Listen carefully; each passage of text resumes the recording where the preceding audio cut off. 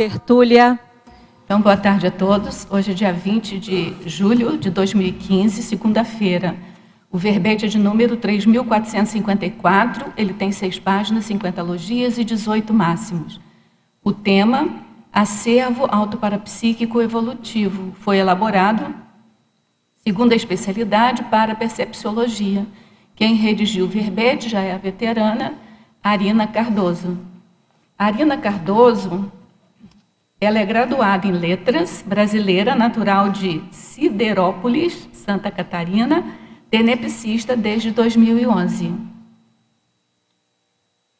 O acervo autoparapsíquico evolutivo é o conjunto, acumulação ou armazenamento de experiências paraperceptivas e multiexistenciais vivenciadas ao longo das séries pela consciência sensitiva, reperspectivado pela autoconsciencialidade e maturidade quanto ao emprego racional e responsável do parapsiquismo sadio. Na pensenologia, nós destacamos o holopensene pessoal da paraperceptibilidade, a identificação do mater pensene pessoal, o combate aos pensenes improdutivos coibidores da reeducação do autoparapsiquismo, o holopensene propício à reciclagem da bagagem autoparapsíquica.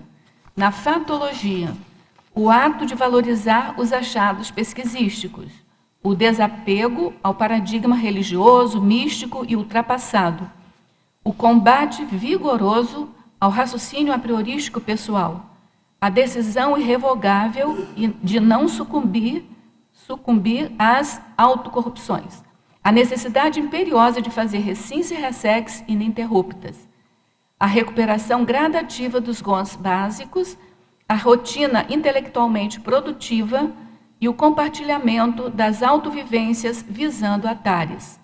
Na parafatologia, a utilização cosmoética do acervo autoparapsíquico, a superação definitiva do medo do parapsiquismo através da intencionalidade cosmoética, as pesquisas parapsíquicas realizadas com discernimento e seriedade, a imprescindibilidade do inventário dos talentos parapsíquicos através do registro das ocorrências parafenomenológicas, a valorização e predisposição interassistencial consciente do acervo autoparapsíquico, a soltura e a maturidade energossomática cosmoética, o tempo dedicado à manutenção, preservação e aprimoramento do patrimônio autoparapsíquico evolutivo, a reeducação parapsíquica continuada a cada ressoma.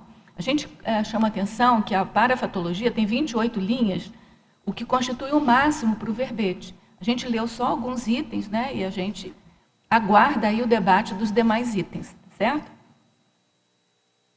Na argumentologia, nós destacamos aí o parágrafo da taxologia, que sob a ótica da parapercepciologia, a autora lista, né, 11 categorias de talentos autoparapsíquicos acumulados e funcionais passíveis de serem autovivenciados dentro do universo evolutivo assistencial. Na remissiologia, nós destacamos o autodidatismo parapsíquico, a alterança parapsíquica, fixação parapsíquica, prioridade parapsíquica e teto parapsíquico. O acervo autoparapsíquico evolutivo conquistado transparece inevitavelmente através das manifestações interassistenciais sinceras, cosmoéticas e maxifraternas da consciência lúcida. Questionologia. Você já consegue mensurar e avaliar de maneira coerente e racional as vivências do acervo autoparapsíquico evolutivo conquistado? Em quais circunstâncias? Na bibliografia específica, a berbetógrafa contribui com 3 fontes de referência. Agora nós vamos ler a mega-análise elaborada pela equipe de mega-análise Enciclo Sapiens, que é constituída por Ana Maria Rocha, Marilene Haganin, que está aqui presente conosco, e Socorro Frazão. Vivência, achados, conjunto, somatório, aquisição, inventário, patrimônio, acumulação, experiências, recuperação. Holomemória, autopesquisa, parapsicofilia, autobagagem, fenomenoteca, parapercepção, armazenamento, parapercepciologia, parafenomenologia e seriexologia.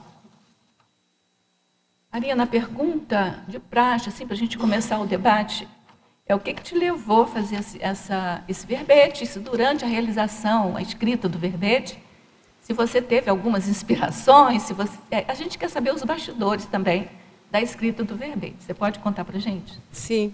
Boa tarde a todos, né? Os que estão presentes e os que estão nos assistindo nesse momento. Foi tudo em função desse acervo de autoexperiência parapsíquica. Isso começou muito cedo nesta minha vida. Eu comecei praticamente aos 10 anos, né?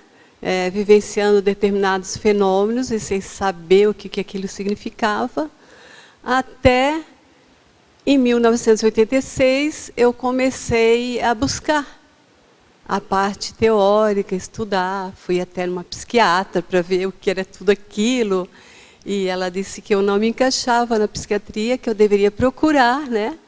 E naquele período, inclusive... Sorte sua, hein? A doutora Leda. Doutora Leda, diretora do hospital lá, psiquiátrico, na época ela era diretora, ali o marido. Aí ela disse que, porque eu disse que não queria tomar medicamento nem nada, né? Que aquilo estava me acompanhando e tudo que eu fui, né, não crescendo assim, vivenciando, daí eu peguei, ela sugeriu que eu deveria estudar, na época, assim, a doutrina espírita. E eu fiquei lá, eu comecei em 1986 e cheguei, já me colocaram direto nos trabalhos, porque estava tudo muito exacerbado, uma labilidade assim, totalmente, né, não tinha como controlar, e depois a minha família assim, muito apedeuta em relação a isto, né? Daí eu fiquei lá durante 23 anos voluntariando, até que eu comecei a acessar as tertúlias por intermédio da Sara, e eu comecei a me identificar mais porque eu estava se sentindo vazio lá dentro. Foi muito bom, eu sou grata, serei sempre grata, né? Mas nas questões assim da prática, fui assídua em desobsessão, diretamente, desde 86 até a minha saída, 5 anos. Daí, quando eu comecei a acessar mesmo as tertúlias e comecei a ver todo esse neologismo, evidentemente eu me apavorei, né? E eu disse, não é para mim, né? Daí comecei a me afinizar, porque em 86 eu me deparei pela primeira vez com a palavra assim, Seriex, né? Que na época era reencarnação. E eu disse, que ótimo, que eu tive outros pais, outros irmãos, eu tinha já acessado alguma coisa, né? E aquilo veio corroborar. Daí eu peguei e comecei e fui lendo o livro da Tenebs, a Nossa Evolução, e escutando a tertúlia. E nisso veio crescendo, porque à medida que tu vai conhecendo, tu vai perdendo medo, tu vai te equilibrando, familiarizando, né? Com os familiarizando, né? Aí hoje assim eu só tenho que dizer que eu não creio, eu sei das minhas altas vivências e que eu sou uma pessoa grata, né? Estou tentando assim fazer jus por intermédio assim de escrever os verbetes e vamos lá, né? Eu vou puxar de novo para a verbetografia. A verbetografia, assim, o sistema, a chapa, te ajudou a colocar alguns pontos nos is ou você só colocou aqui o que você já tinha conseguido fechar as pontas? Olha, o primeiro, tu sabes que eu tive bastante dificuldade. Eu coloquei tudo que vinha, né? Daí vocês ajudaram muito. Daí eu fiz o curso, né, Rosa? Não, sim. Mas assim, e também eu comecei a estudar a apostila. Eu comprei na época, né? E não foi assim tão fácil, porque até eu me familiarizar com todas as seções, são mais de 70, se eu não me engano, né? São 70. Né? 70? e todos os neologismos. Nossa, mas ao mesmo tempo eu ficava muito admirada, né? E claro que hoje a chapa, eu digo, puxa, agora eu estou vendo a lógica, sabe? Então está facilitando bastante. Assim, eu pergunto mais assim no sentido de aquele parapsiquismo, você mesmo agora falou da labilidade parapsíquica, da falta de compreensão teórica de tudo que você vivenciava. A minha pergunta é se aquelas sessões, essas sessões preencher essas sessões do verbete, por exemplo, colocar fatologia, parafatologia, discriminar o que é um fato intrafísico, o que é um parafato, se isso te ajudou a assentar. Ajudou. É isso que eu queria saber. Nesse segundo e Nesse no outro, segundo, né? No primeiro foram vocês praticamente. É porque aí você já tinha dificuldade a mais, né? Então, até quero agradecer a equipe toda, a Marilene aí, que realmente foi uma pessoa muito sensata, né? Porque, vinha, assim, voltava. Eu estou aproveitando para falar disso, porque assim, é uma curiosidade mesmo que eu tenho. O professor Valdo, quando pensou nessas 70 sessões, ele pensou em tudo isso, de organizar o pensamento da gente para não só escrever, aprender a escrever, como também assentar as dificuldades que a gente tem parapsíquicas, pensamentais, né, ou pensenizadoras, porque aí na hora que você vai distinguindo o que é fato, o que é parafato, o que faz uma sinergia com outra, qual a propriedade que faz a sinergia, o que é antagonismo, você é forçado, através dessas 70 sessões, a raciocinar com um determinado foco no próprio assunto que você está desenvolvendo. Por isso que eu estou te perguntando, que eu tenho curiosidade para até mesmo, Rosa, concatenar todas as ideias, né? Aquelas vivências ali, principalmente dentro da fatologia, da parafatologia, de saber discernir, porque não foi tão fácil para mim, se eu disser que foi fácil. Mas te ajudou. Mas ajudou e hoje assim, eu sinto uma leveza, né? De saber que... Porque às vezes eu confundia mesmo, eu colocava o que era da parafatologia, na fatologia, e daí, na medida que tu vai relendo e vai vendo, né, que não, isso aqui... E elas ajudaram bastante, a Marilene ajudou bastante. E na tua vida pessoal, isso teve repercussão? Tipo assim, não, isso aqui é só do intrafísico, isso aqui já é... Ou você não chegou a fazer essa... Já, bastante, porque hoje eu começo assim, a me auto-observar em relação ao parapsiquismo, e eu vejo assim, como é que, né, com qual corpo eu estou me manifestando agora. Eu estou transcendendo os corpos para dizer que eu já estou atuando mais em nível de parapsiquismo. Então você já fica atenta, se a coisa fica só no fato aqui, ou se está no... Isso, me ajudou a ficar um pouco mais lúcida, né? De ter esse discernimento de ver, não, isso aqui realmente é mais em nível somático, isso aqui não, já envolve o holossoma, principalmente quando tu tem essa parapercepção do energossoma, né? O psicossoma facilitou bastante. Mas estou começando agora, né, Rosa? Não vou dizer que... Imagina, 3 verbetes já está ótimo, né? Eu só quero fazer uma pergunta em relação ao que ela comentou aí.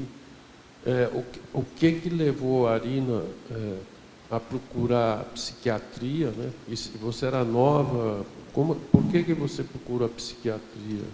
Porque hoje a gente sabe que é negativo. Não, nem sempre, né, Arlina? Às vezes é necessário. Naquela época você não sabia. Tipo... Não, assim, que o parapsiquismo ele foi exacerbando dos 10 aos 11 anos, ali, né? E daí, é claro, tem na fatologia, vou aguardar até para ver se alguém fez a pergunta. A questão do bullying? Isso. Eu acho que isso chama atenção, você viu? Esse aqui está na 5ª linha, no meio da 5ª linha. Ela falou bullying sofrido em função da adolescência parapsíquica. Isso, daí eu recordo, sim, que foi até dos 10 para os 11 anos, porque eu comecei a ter aquela sensação que eu tinha que ajudar as pessoas. E eu tive até uma passagem que eu achei bastante rica para a época, porque com menos, quase 11 anos, e tinha uma pessoa muito assim, próxima da gente, que trabalhava na área da saúde, Eu admirava muito o senhor, né, que era um segundo pai. E ele foi dado que ele estava na época com leucemia. E eu já começava, tinha muita coisa até hoje, né, com ervas. Aí eu já começava a entrar na magística de querer criar alguma coisa para curá-lo. E eu comecei a ver que eu tinha a clarividência viajora, porque, de repente, eu me via lá procurando a erva, tudo. E, naquela época, eu lembro assim, que no dia seguinte veio a notícia que ele tinha dessomado. E eu me senti muito frustrada. Frustrada que eu não consegui ajudar. Né? Hoje eu sei que o que eu tinha que doar, eu devo ter doado, né? Porque meu pai, a equipe, tudo. Né? Mas assim, que eu não quis nem vê-lo depois da dessoma, nada. E eu tinha toda essa coisa do parapsiquismo dessa idade aí que eu fui parar, sabe, Arlindo? Foi em função também, eu não podia passar em velórios, nada, porque depois as consciências, elas, na hora que eu estava naquela... Sabe, tu está descoincidindo na hipnagogia, eu me deparava, né, já com aquele rosto, tudo, isso aí era uma coisa muito comum. E daí, quando eu retornava na hipnopompia, que é quando tu vai entrar na tua base física, eu via aquelas consciências que tinham dessomado e às vezes iam atrás de mim quando eu ia nos velórios. Né? Teve um caso assim, bem surpreendente, sabe, Arlindo? E eu ficava numa entropia, que eu tinha que dormir no meio de 2, 3 pessoas sempre. Eu não podia dormir no escuro nem nada. Né? Isso explica por que ela foi para... Eu sofri muito, muito, muito. Eu era uma pessoa totalmente sozinha, no meio de uma multidão enorme, uma família grande, mas eles me chamavam de esquisita, louca, bruxa. Minha irmã mais velha, a Sara, até escuta. Às vezes, quando ela está meio assim, querendo me cobrar alguma coisa, ela liga e diz, eu sou a bruxa, onde é que tu andas? Agora, se ela está boazinha, ela diz, eu sou a bruxinha. Onde é que tu estás? Né? Agora, outro dia, eu pedi para ela, não, menos, né? Por favor, eu disse para ela, não sou mais bruxa. Sou agora uma consciencióloga. Né? Daí, Arlindo, essa consciência, na época, eu assisti um acidente, eu estava indo para o trabalho, eu tinha 21 para 22 anos. E daí, eu e mais 2 amigas, na hora de pegar o ônibus, um carro caiu, né, num penhasco, e nós fomos ver até o ônibus chegar. Nisso, os que estavam no motorista e o que estava na frente com o motorista, eles desceram correndo assim, no meio do mato. Aí eu estranhei, eu disse, tem algo errado aí. E nisso começaram outros carros a parar, porque ainda estava meio escuro, era umas 6 horas da manhã, era inverno. E nisso, depois chegou o policial e abriu, né, uma viatura. E eu vi, né, era uma pessoa que eles assaltaram e o mataram e ele estava ali no capô. Daí eu senti uma repercussão assim que eu não gostei. Chegou aquela noite, eu fui trabalhar, trabalhei, voltei, tinha esquecido. Daí foi só eu sair da base física, aí eu acordava desesperada, pedindo para encostar as camas e deixar a luz acesa. E eu não conseguia ajudar. Entendesse? As consciências, elas assim, mais ou menos aí. Então foram muitos casos assim, parecidos com esse. Que às vezes a pessoa dessomava, eu não queria mais passar naquela rua, porque eu dizia... E não era autossugestão.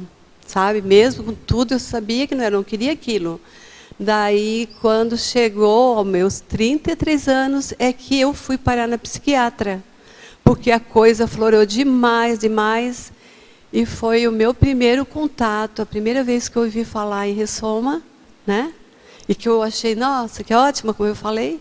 E na 3ª consulta, a própria psiquiatra, ela disse... que estava percebendo que eu não estava inventando nem mentindo. E ela disse, tu não te encaixa na psiquiatria. Eu disse, olha, não adianta prescrever mais uma receita, porque eu não estou tomando, não quero medicamento. Aí eu fui fazer todo aquele exame neurológico, a família tudo, queriam me internar. E aquilo ali me fazia eu sofrer, porque a minha irmã ainda pegou na época, disse assim, se ela estiver ouvindo, ouvir, que ela disse, porque pessoas que têm isso aí que tu tens, elas têm geralmente tumor na cabeça. Aí aquilo tudo, eu não queria o médico para não, né? Mas quando eu fui, Chegou lá, o neurologista fez todos os exames. Eu nunca vou esquecer que ele disse assim, olha, só se tiver um problema muito sério na região occipital, né? E eu não conhecia nada dessa coisa de anatomia. Eu disse, doutor, tem um hospital na cabeça? Né? Eu brinquei, né? E ele fez todos os exames, tomografia, tudo. Aí eu voltei na médica e ela disse, olha, tu deverias procurar, ler, estudar. Daí disse, ó, são 1018 perguntas com respostas.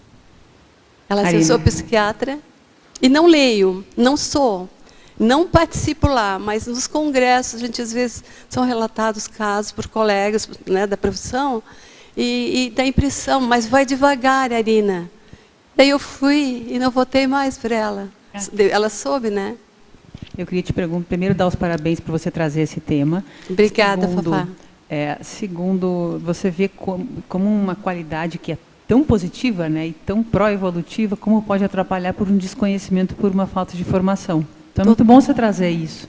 Acho que vai assistir muita gente, né? E é uma das melhores qualidades, o que a gente mais quer, né? É justamente desenvolver o parapsiquismo de forma avançada. Eu queria te perguntar, aqui na fatologia, na página 29, mais ou menos na parafatologia, mais ou menos no meio, aqui, eu calculei aqui da 11ª linha de baixo para cima. Você escreveu aqui a identificação das habilidades parapsíquicas. Você gostaria de pontuar alguma habilidade sua, ou você escreveu em função de um determinado traço, trafor, em relação a isso, ou o conjunto todo?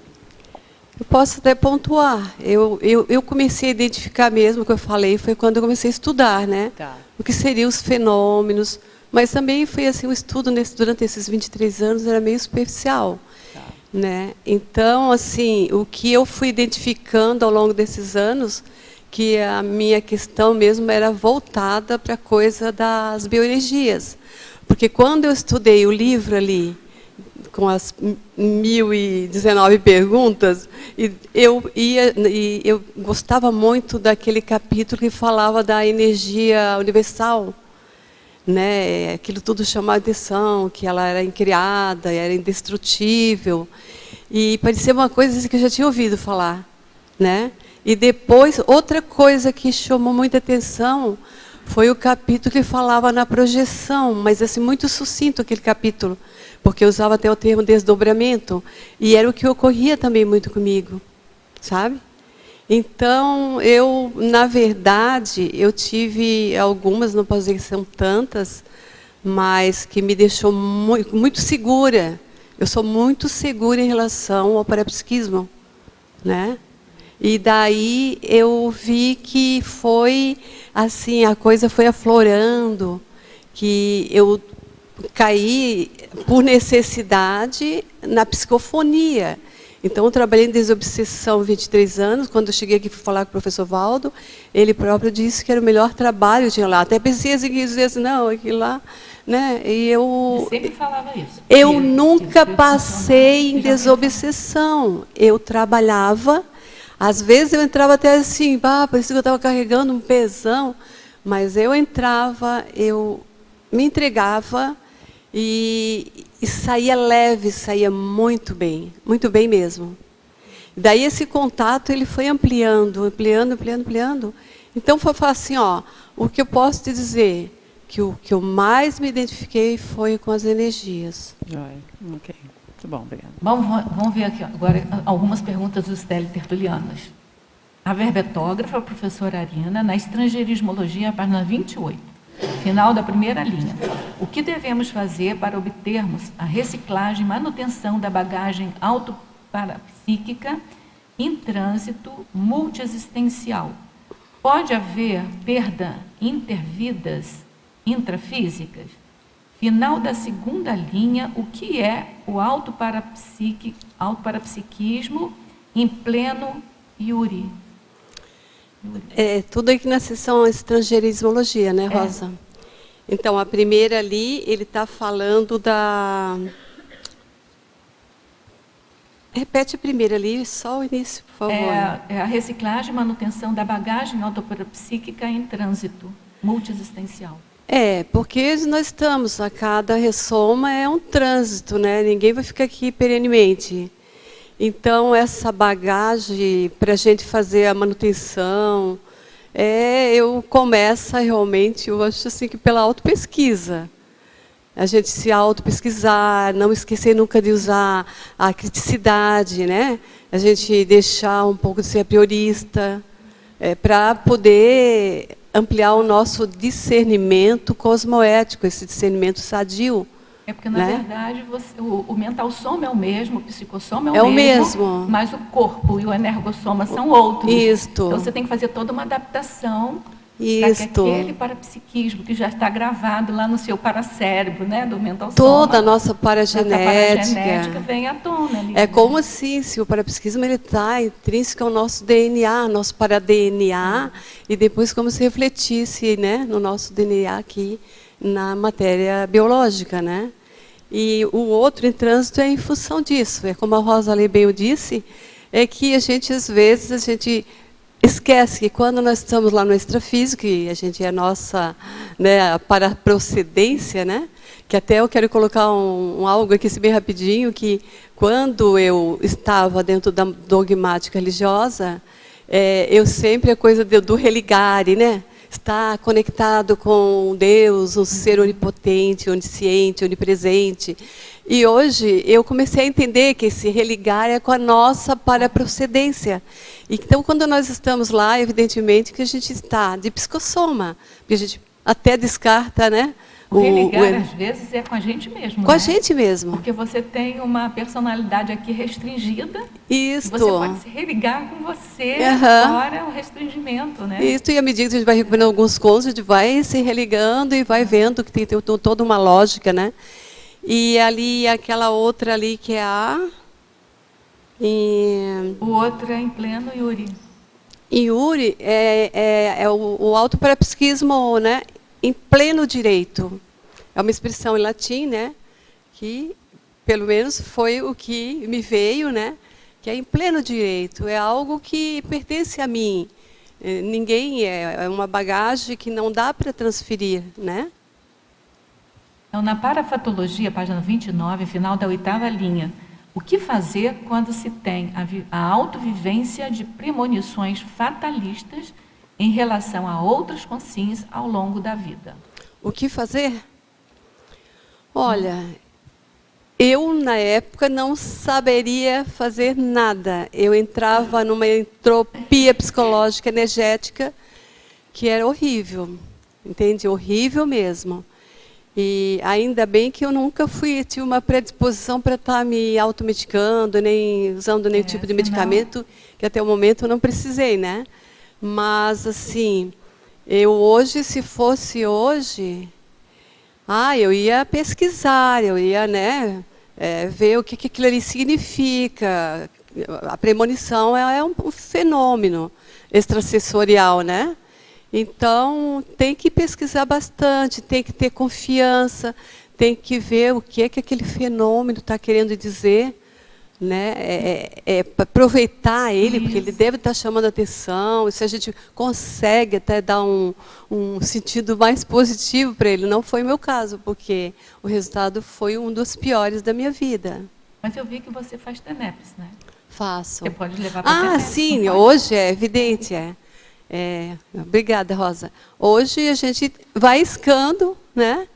E vai levando, na hora da TENEPS, juntamente com o amparador técnico, a gente vai ajudando, vai assistindo e vai, de uma certa forma, amenizando. Se quiser, eu conto a fatuística dessa premonição, porque antes de eu completar 33 anos, eu comecei a ter essa premonição que eu iria dessomar.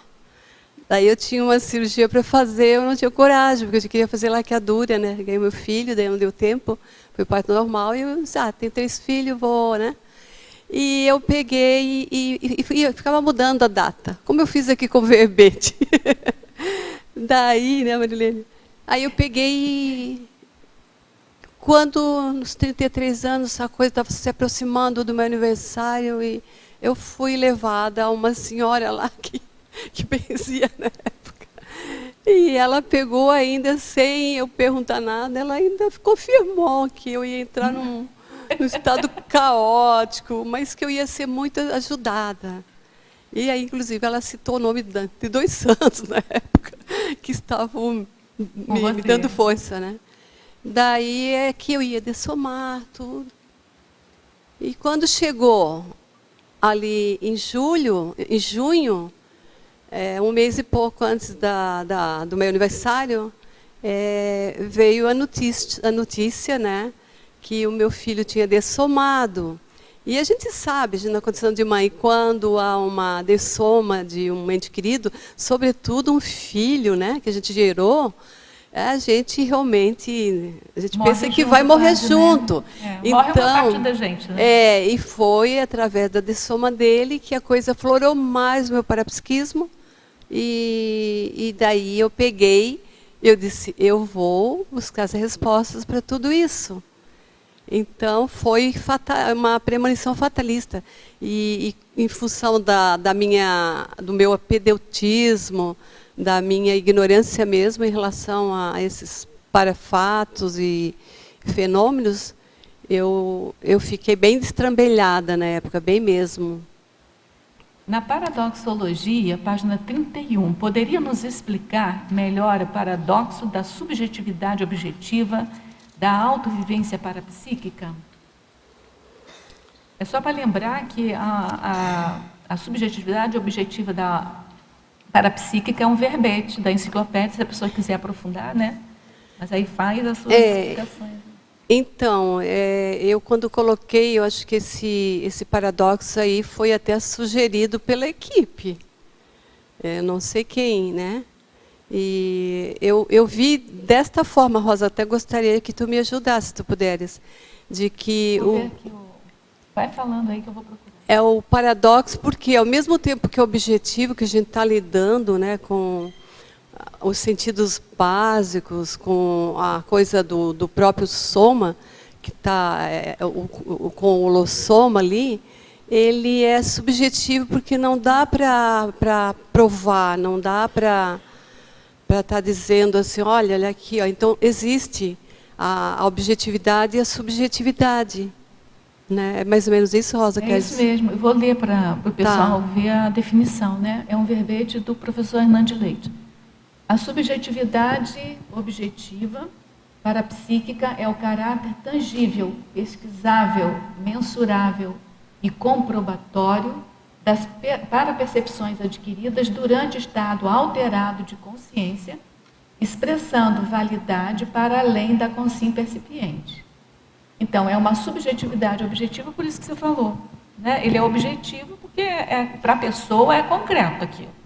Mas para as demais pessoas é uma coisa subjetiva. Só dar opinião aqui. O que é objetivo para a gente, quer dizer, para mim ele é objetivo também. Eu participo de um parafenômeno. Para mim ele é objetivo. O que é subjetivo, mas para a própria pessoa é objetivo. E a subjetividade é porque cada um que pode viver o mesmo fenômeno com interpretações diferentes. Interpretações por isso é subjetivo. Né? É muito pessoal, né?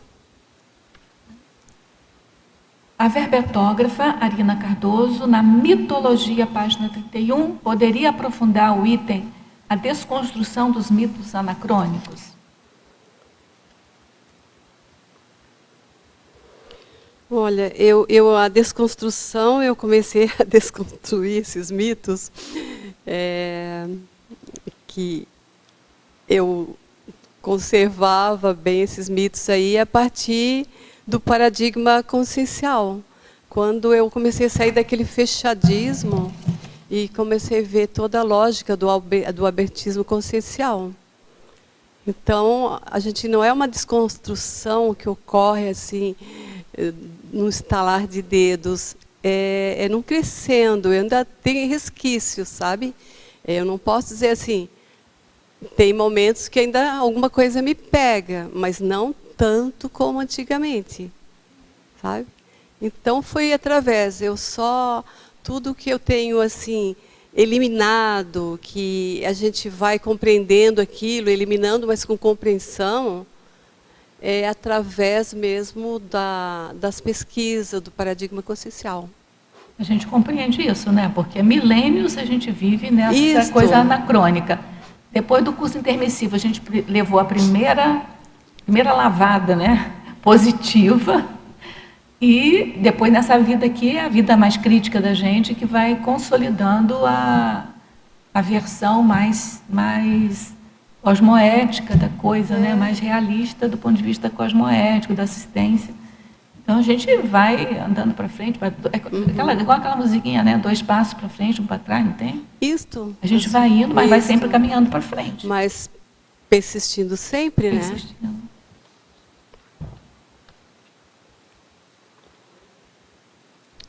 Oi. Oi, tudo bem? Realmente, assim, ele é muito atraente, né? E em relação ao teu processo mais avançado, eu gostaria de tirar dúvidas minhas, né? Aqui na parapatologia, de baixo para cima, não, de cima para baixo, na 9ª linha, o fenômeno da olorização. Como é que é esse fenômeno para você?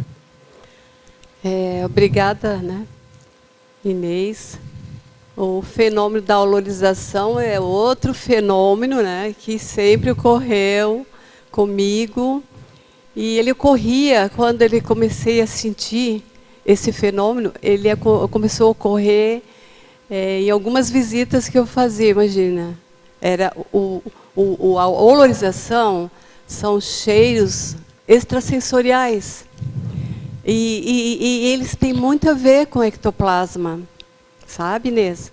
Daí eu ia em determinado lugar, tipo cemitério. E quando eu chegava em casa, aqueles cheiros, aqueles odores assim que tu sentia que não eram positivos, porque tem a olorização que tu sente, tu percebe que é um perfume. Mas no meu caso, predominava o lado ruim, né? O que você chama de lado ruim? É assim, é cheiro de ozônio, essas coisas? Não era cheiro de remédio, era cheiro de decomposição, coisa assim, entende? Aí eu ia para casa e depois eu saía fora do corpo e via consciências, elas me acompanhavam.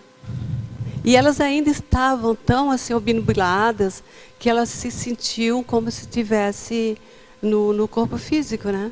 Por que eu estou te falando? Porque o Laurentino vai complementar também, mas assim, aqui no holociclo, eu não sinto olorização, né? Mas assim, eu acompanhei algumas pessoas que sentiam cheiro dentro do holociclo e não eram cheiros de perfume, não. Às vezes eram cheiros assim, acho que de ozônio, algum cheiro assim, que era do processo de limpeza. Dali.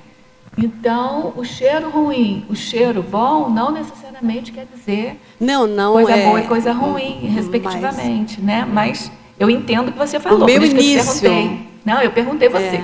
Cheiro de coisa podre, cheiro de coisa podre, eu não sei o que é. Foi no início, sabe? Quando eu comecei a perceber que isso e que cheiro, né, estranho, inusitado, até eu começar depois. Hoje, na TENEPS, às vezes eu tenho a parapercepção, mas é para fazer toda a profilaxia ambiental ali, né? Para limpeza. Então, é óbvio que qualquer lugar a gente pode ter.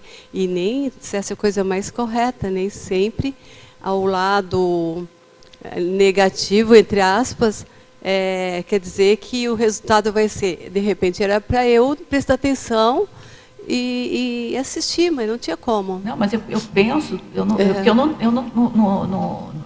não tenho esse fenômeno comigo, né? Uma vez projetado, eu senti o cheiro, porque eu tenho anosmia, então eu faço meio confusão. Mas assim, eu penso que pode ter o caso de cheiro ruim representando coisa ruim mesmo, não sei. Tem. Mas tem aquela coisa ruim da limpeza. Tem, de flores, que é o lado assim, que eu coloquei a palavra, né, o lado que não é bom. Por isso, porque tu percebe e meio que quando tu desconhece o que é, tu meio que te assusta, né, Rosa? E aí eu vou levantar uma hipótese aqui. Eu penso que o assediador que saiba lidar com essas coisas pode fazer um perfume de rosas também. Entendeu? E aí você tem que fazer o quê? Discriminar. Se a pessoa estiver doando ectoplasma, o assediador pode, se ele for um pseudo-artista. Obrigada. Posso contar um fato? eu tenho o processo da olorização frequente. Eu cheguei aqui desde terça-feira até ontem. Toda vez que eu estava preparando o trabalho e preparando o verbete, né? Então, essa olorização foi contínua, extensiva, todo o tempo que estou aqui. Só parou depois da minha apresentação do verbete. Foi ontem, né? Que foi ontem. Então, foi extensivo, assim, de manhã, de noite, eu me cheirava, tomava banho e continuava sentindo aquele cheiro. Sabe o cheiro de que é? Cebola. Ou algo semelhante, é cebola. Eu perguntei para minha colega de quarto se ela sentia, ela não sente. Não sentiu, então eu vi que... Fui a todo lado, será que de dia, porque eles estavam cozinhando e vinha o cheiro de lá? Não, mas de noite não tem cozinha ali. Sei lá. Todas as possibilidades, eu fiquei pensando. Não querendo cortar você, a gente aqui em Foz do Iguaçu tem que contar com os agrotóxicos que eles colocam. Mas aqui. era dentro do quarto. Eu entrei agora, começou porque novamente. Às vezes entrei aqui, aquele aqui cheiro... novamente eu estou envolta nesse cheiro de cebola. Sabe, essa olorização que, para mim... Ontem eu perguntei ao Hernandes Leite o que era esse processo. Que ele falou? Disse para mim que era um processo típico do meu parapsiquismo, né? E que em várias outras olorizações eu já sentia, não só de cebola, outras coisas, né? Passando nas aleias ali, muito sugestivo. Eu disse, mas é por aqui que eu sinto. Então, eu vou olhar direitinho quem são os personagens ali, as personalidades que estão por ali. Bem, enfim, isso fica para depois. Mas esse que não me impressionou, mas assim eu procurei a causa, né? Aí ele me falou que é um processo da ectoplasmia, como ela está colocando agora, assim. Então, veja, enquanto eu estava em preparação do trabalho, eu estava concentrada mentalsomaticamente. Você sentia, né? Eu estava sentindo. Quer dizer, de noite, toda hora, mas era dentro do quarto, toda vez que eu pegava o meu material para trabalhar. E tinha a ver com o seu tema também, né? Bom, ambiental, sim. Você não acha que tinha seu tema? Porque o seu tema era... Geomedicina. Geomedicina, mas tem os problemas de tóxico, você tem uma tabela toxicologia, lá. Sim. Você tinha uma tabela que fazia a comparação entre a coisa positiva e os tóxicos, né? Tóxico. Então tem a ver com tudo isso. Pode ter isso me deixou curiosa, né? Daí como eu vi o processo de olorização dela e tem um trabalho na Interparadigma sobre olorização. Aí eu estava olhando ali, muito curiosa, olhei ele todinho. Mas era um processo, tipo assim, de assistência, né? Então, no meu caso, que eu pegava... Agora, entrei aqui de novo, sabe? Aí eu comecei a olhar a temática, né? Aí começou a se produzir. Agora eu já não vou me impressionar mais, né? Não. Agora vai impressionar dentro dessa enfrentar, questão. né? Oi.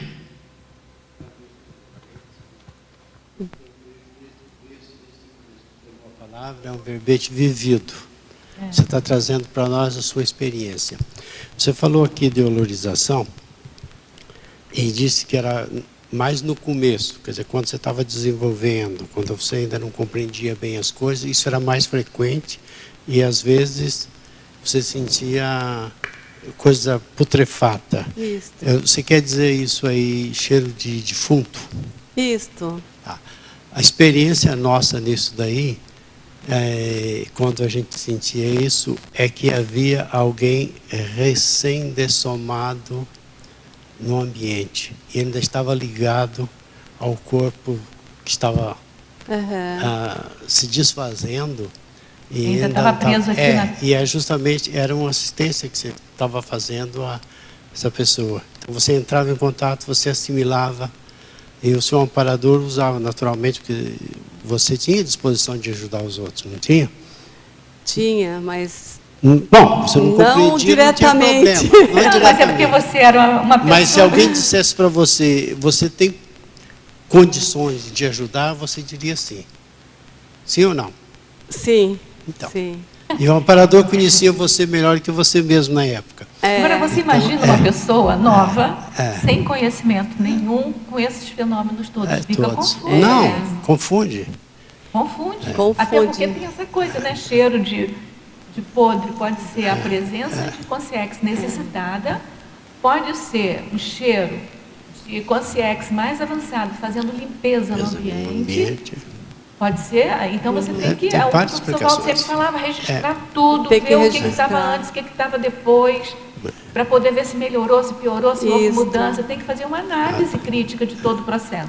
É só com o cheiro tempo em que a si gente não- consegue mais ou menos ver qual a sinalética, né? Verdade. O que significa aquilo para a gente. É uma espécie... Eu já passei por isso passamos, né? É como se Durante fosse uma sinalética, muito né? tempo, É como vários se fosse uma tipos de cheiro. sinalética, né, que você tem que- E uns a gente tinha certeza até da presença de quem estava, né? Com aquilo ali, com o tempo. Então, Laurentino, obrigada, tá? Mas é isso aí mesmo. No início, que foi há muitos anos, né? Já faz muitos anos, eu não conseguia fazer uma assistência sadia, porque eu me estrambelhava com o medo. Né? Então, tu imagina, quem está com medo... Eu comecei a entender o parapsiquismo, né? O conceito dentro desse paradigma da Conscienciologia, dentro desse contexto, para eu entender muito mais o que seria uma olarização. E foi onde eu comecei a investir mais nas pesquisas. Hoje, eu te digo assim, varia muito, mas no início aquilo foi através de odores assim que eram fétidos. Hoje não, eu ontem também senti aqui, acho que tem a ver meio com o verbete dela, de cheiro de medicamento. Assim, como se tivesse aberto alguma coisa que ficou volátil assim no ar, né? Mas também foi muito efêmero. Daí, como nós estamos aprendendo, pelo menos eu, né, de que a olorização também depende do ectoplasma, do ambiente e tudo mais.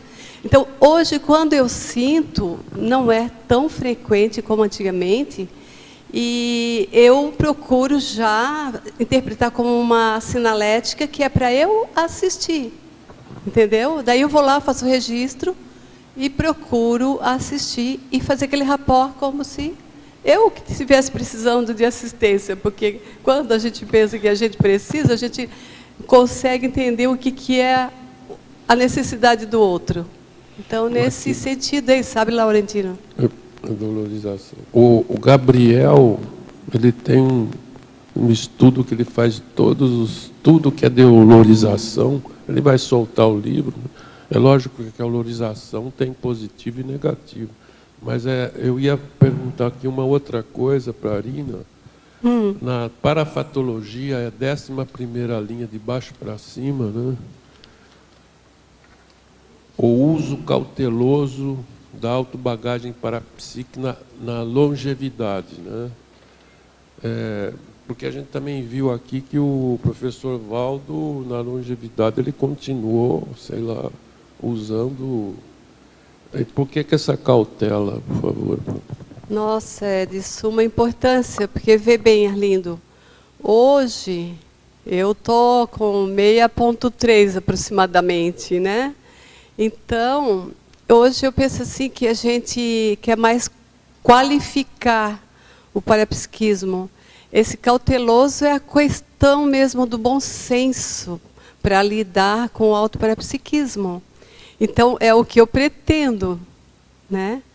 Ter muita, e principalmente a gente que já está na TENEPS, eu não muito tempo, né?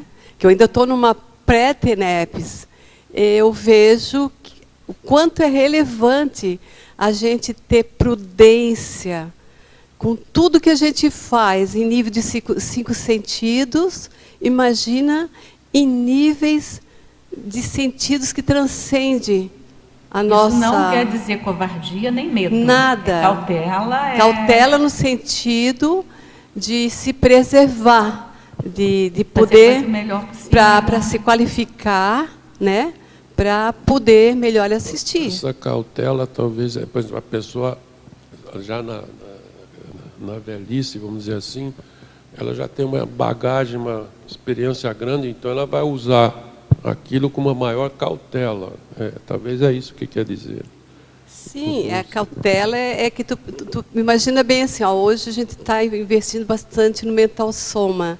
Então, uma longevidade e a gente com o mental soma mais desenvolvido, né? Tu está desenvolvendo uma inteligência evolutiva, é um bem-estar, é um estado de graça para a gente na longevidade. Ok, obrigado. Boa tarde. Boa tarde. Parabéns pelo verbete, muito instrutivo.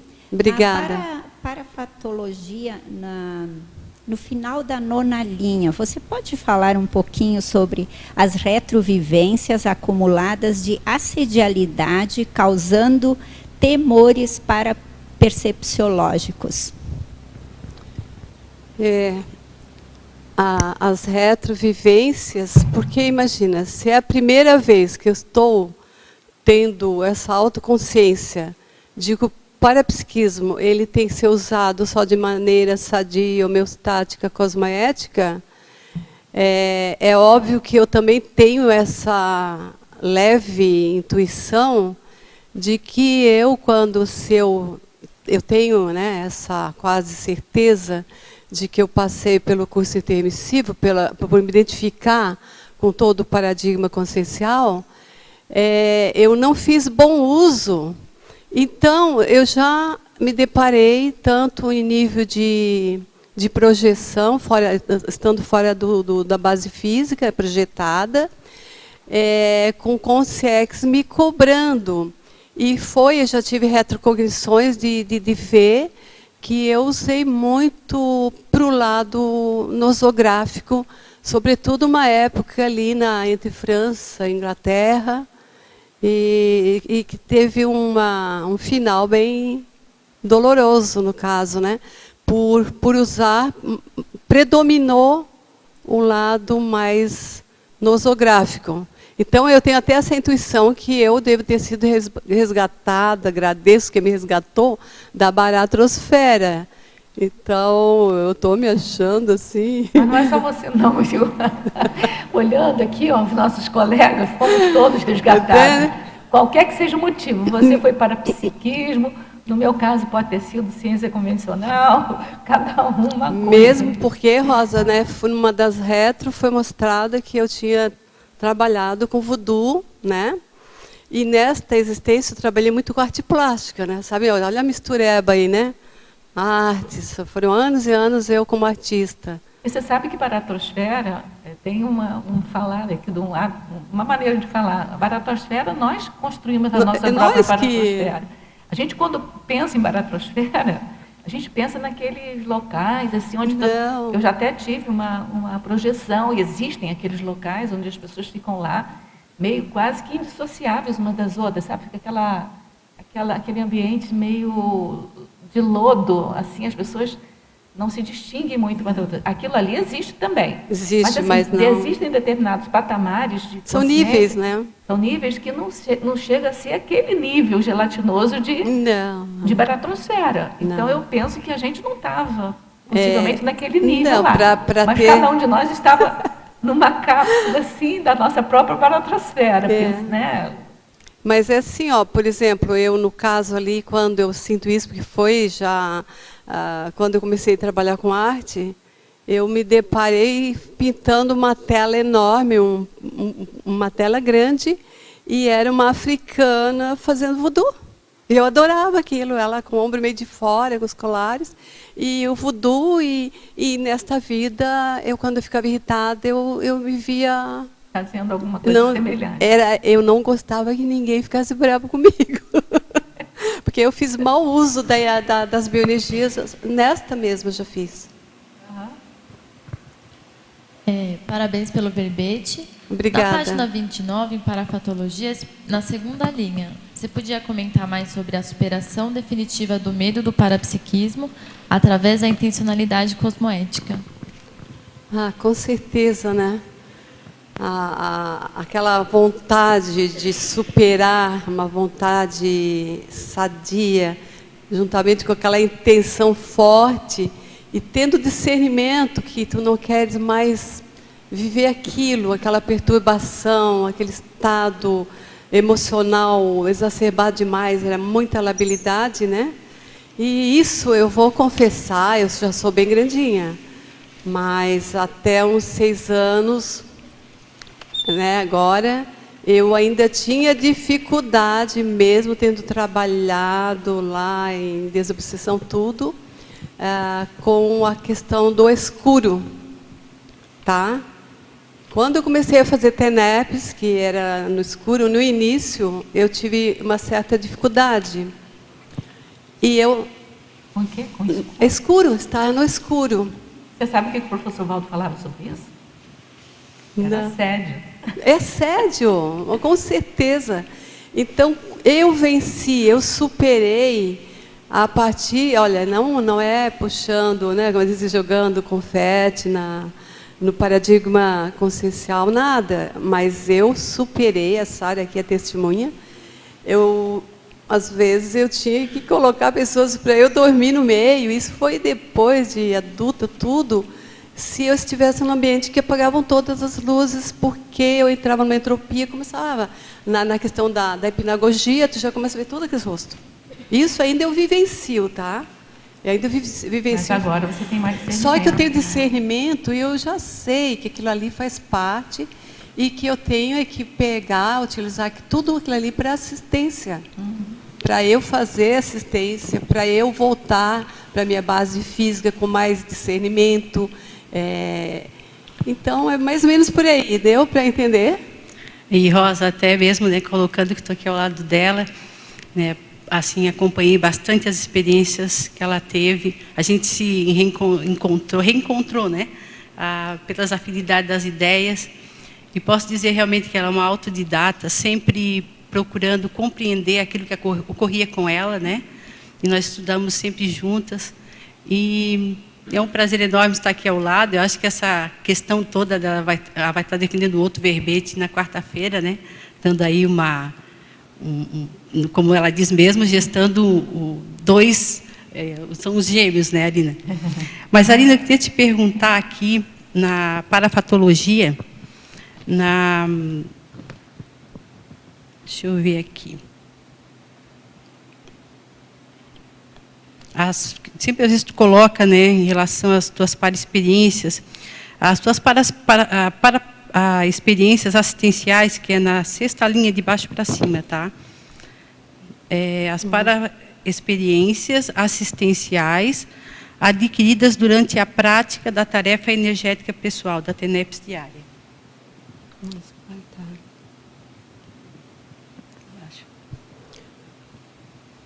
Olha, assim, a TENEPS ela vai abrindo um leque enorme, né, nessa questão de coisas que transcendem. Então, eu tive, não tantas, mas uma das para experiência foi assim, quando ocorre algum extrapolacionismo, que é uma extrapolação que eu vejo, né, porque eu faço a TENEPS sentada, e eu procuro ficar super lúcido o tempo todo, né? E daí, quando eu percebo que eles fazem aquela indução para te tirar da base física, tu dá uma descoincidida, né? E daí eu interagi de psicossoma com a equipe.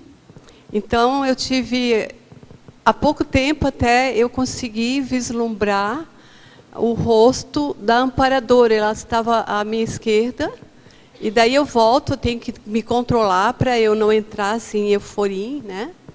E então foi assim uma das para-experiências de também visualizar ali o ambulatório, né? E de eu escutar, às vezes, algumas para-conversas, porque são em nível assim, que parece que eles transmitem o pensamento mesmo, do que está ocorrendo ali dentro daquele paraambulatório. E de saber que o paraambulatório, né, tipo a TENEPS, ela funciona do extrafísico para o intrafísico, né? E de eu conseguir ter essa para-experiência de ver os assistidos, a necessidade deles, eu me colocar no lugar deles, entende? E disso eu pegar essa para-experiência e depois eu acabo fazendo reflexão, eu anoto e ver o que é que eu vou fazer com tudo aquilo ali, né? Então, tudo bem? Tudo bem. Tenho 3 perguntas aqui que vêm até da Alemanha para você, que eu acho que tem a ver um pouco com tudo isso que você está falando. Eu acho que eu vou fazer as perguntas agora para você ver se amplia um pouco para ela. A professora Arina, na Fatologia, página 29, 2ª linha, Poderia, por gentileza, comentar, se possível com exemplos, o combate vigoroso ao raciocínio a priorístico pessoal?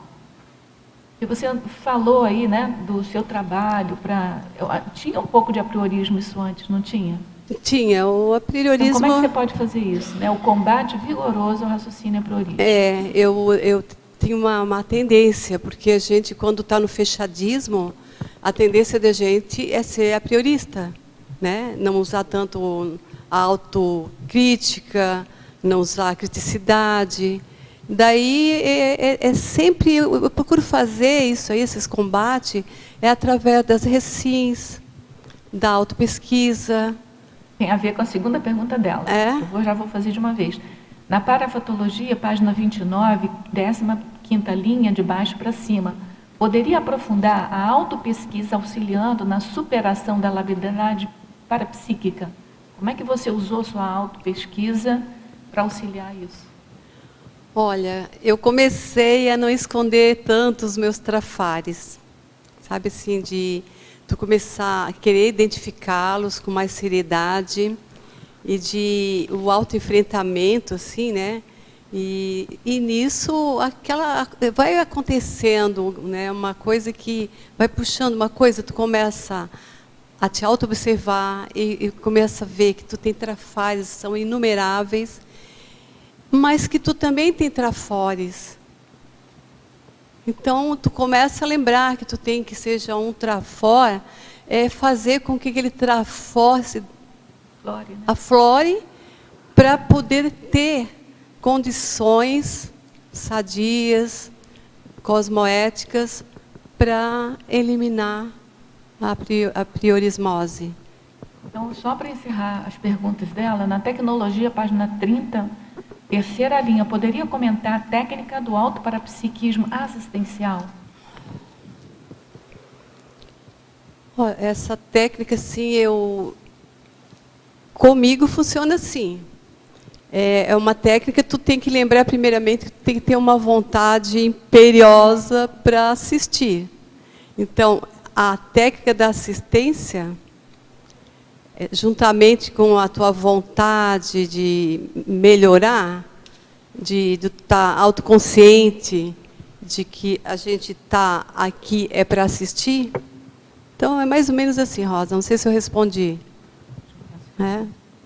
Rosa, você quer fazer pergunta? Primeiro, eu parabenizar você, Arina, o quanto que é essencial esse esclarecimento do parapsiquismo, principalmente essa questão básica, né? Porque todos nós, parapsiquismo, todos nós temos, só que nós não sabemos lidar com ele e precisamos da autopesquisa, né, para ver o nosso potencial de parapsiquismo nesta identificação. Então, é muito importante. Quando você falou, eu havia saído e cheguei, você estava falando sobre a olorização, e eu fiquei me lembrando de uma situação que aconteceu comigo antes de eu ser consciencióloga. E eu não sabia como lidar com aquela situação. Minha mãe havia dessomado há pouco tempo e eu sentia incessantemente o cheiro, o odor, né, da dessoma. É como o Laurentino falou, era a presença e eu dela. tomava banhos, às vezes eu entrava no supermercado, eu às vezes até queria chamar a atenção do gerente para a limpeza daquele setor, mas acompanhava frequentemente comigo, até um certo ponto, né? E hoje eu sei que era ela que saía, né? Que queria, ela dessomou comigo e queria ficar perto de mim.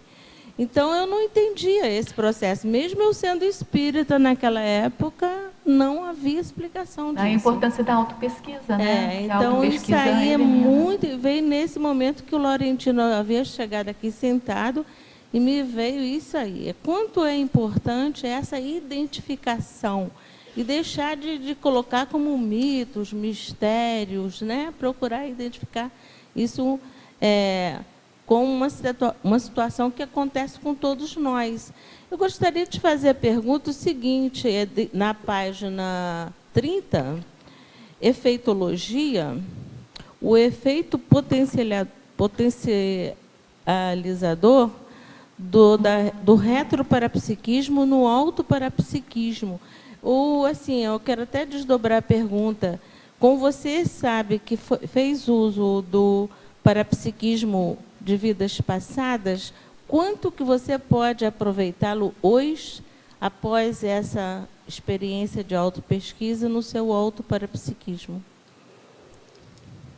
Aí que entra, né, no meu caso, eu penso que a recuperação de cons. Né, tu começa a recuperar cons, e quando tu começa a investir na autopesquisa, no combate vigoroso mesmo, a priorismose, etc., tu começa, através desses cons que tu vai te recuperando, tu vai aproveitando esses retrocons, né? Não sei se diz, se está certo dizer retrocons, não, cons, né? Não, pode ser. E para poder potencializar o parapsiquismo atual. E isso, Rosa, eu considero que a gente tem que ter muito autoconfiança. A gente tem que desenvolver a autoconfiança, que a gente tem o retroparapsiquismo. Eu não tenho dúvida alguma. Então, isso me ajuda muito. E isso me dá essa autoconfiança de que com o retroparapsiquismo, independentemente se eu tenho usado de forma errônea, que agora, com todo o conhecimento que nós estamos tendo, eu, aqui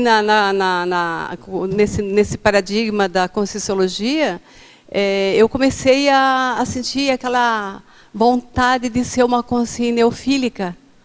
Né? E isso aí tudo ajuda. Porque tu começa a pesquisar, tu ficas curiosa e tu vai entendendo todo esse retroparapsiquismo. Respondi, Rosa? Sim, por exemplo, você havia falado que houve circunstâncias que você teve uma retro que você trabalhou com o voodoo. Como trabalhar desta forma hoje, neutralizando esta situação do ontem e trabalhando assistencialmente correta hoje? Nossa, na TENEPS eu já tive a oportunidade de ter contato com pessoas que estavam naquele grupo. É que o professor Valdo sempre fala que a gente deve trabalhar com 1% da teoria e 99% da prática. Só que esse 1% da teoria é insubstituível. Então, na hora que ela tem os 99% de prática e agora está adquirindo 1% de teoria, muda a cognição, muda tudo. Eu acho que é por aí. Eu acho que essa uma releitura que é feita. Não é só releitura, é reposicionamento, tudo. Né? É o neo tudo. É neo-posicionamento, neo-entendimento, neo-auto-entendimento, neo-aplicação, é neo-tudo. Muda a vida da gente com o 1% de teoria.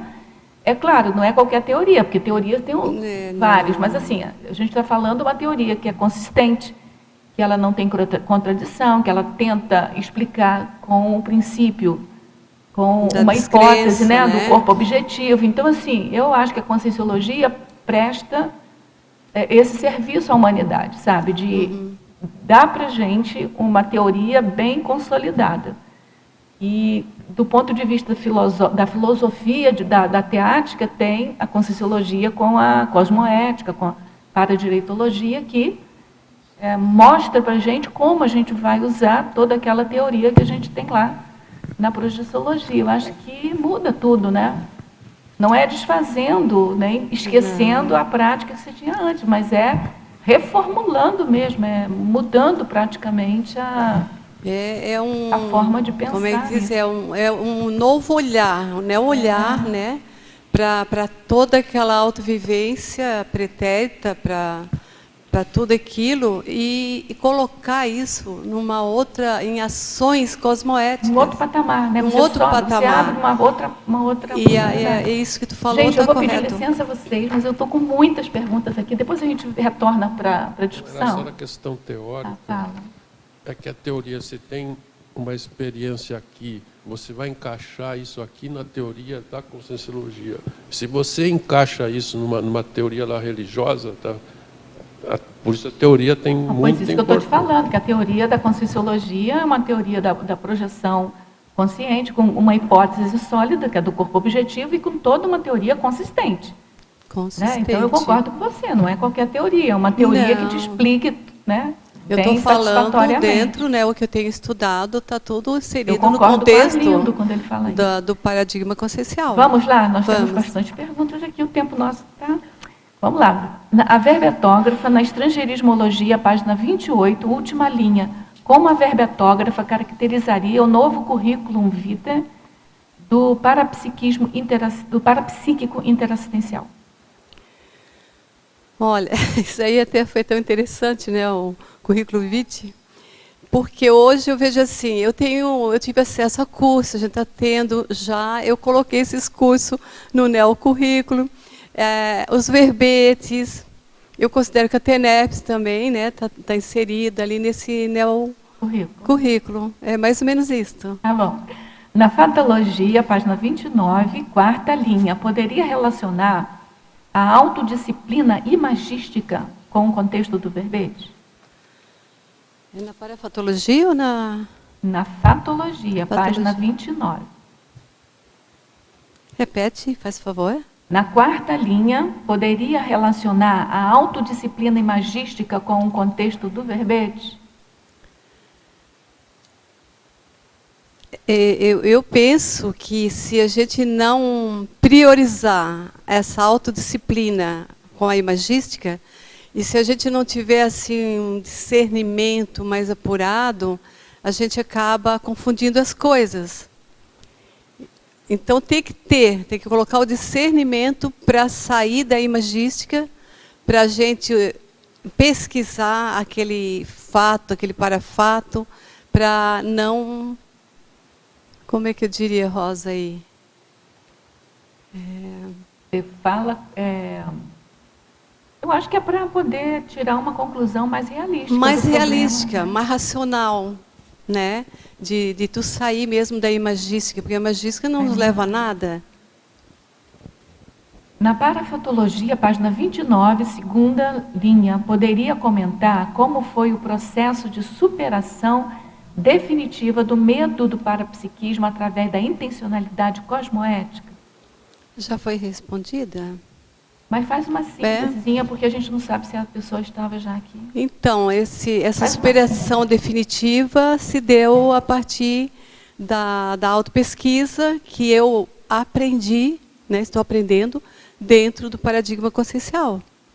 Eu comecei a me autopesquisar, e para identificar tudo isso aí que estava acontecendo, e eu fui superando. Então, hoje eu considero que foi em definitivo. A verbetógrafa, na parafatologia, página 29, sexta linha.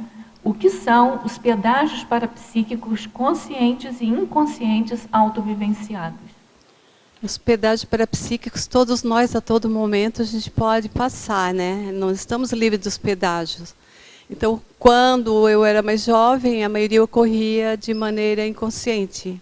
Hoje eu sou consciente. Então, inconsciente, aquilo acontecia, eu não levava... Eu achava que era só mesmo, porque tinha que ser.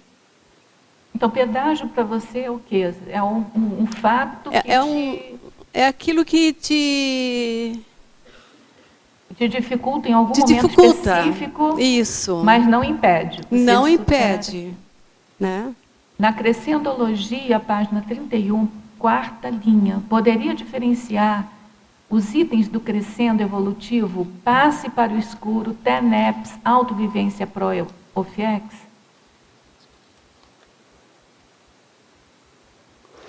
O passe para o escuro é uma expressão popular usada assim, há muito tempo, né? E dentro do espiritismo. E que é para significar também a transmissão, né, de energias, embora eles usem outro nome lá, que é fluid, né? E daí esse crescendo se deu assim, porque eu trabalhei muito tempo com o passe para o escuro.